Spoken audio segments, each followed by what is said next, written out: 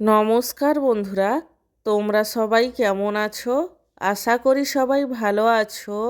আমার চ্যানেলে তোমাদের সবাইকে স্বাগত জানাই। আজকে আমার লাঞ্চের থালিতে কি কি মেনু রয়েছে তারই ভিডিও তোমাদের সাথে শেয়ার করব।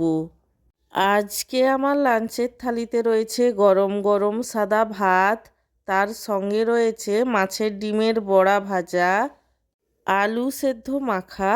আলু সেদ্ধটাকে ভাজা পেঁয়াজ, সর্ষের তেল আর নুন দিয়ে মাখিয়েছিলাম। আলু মাখার পরে রয়েছে এক পিস মাছ ভাজা এবং সব শেষে রয়েছে ঝিঙে, পেঁপে, আলু, বেগুন দিয়ে রুই মাছের পাতলা ঝোল, যেটা জিরে বাটা দিয়ে বানিয়েছিলাম। আমার আজকের এই লাঞ্চের থালির ভিডিওটি তোমাদের কেমন লাগলো সেটা কমেন্ট করে জানিও। আর ভিডিওটিতে লাইক দিতে এবং চ্যানেলটিকে সাবস্ক্রাইব করতে একদমই ভুলো না।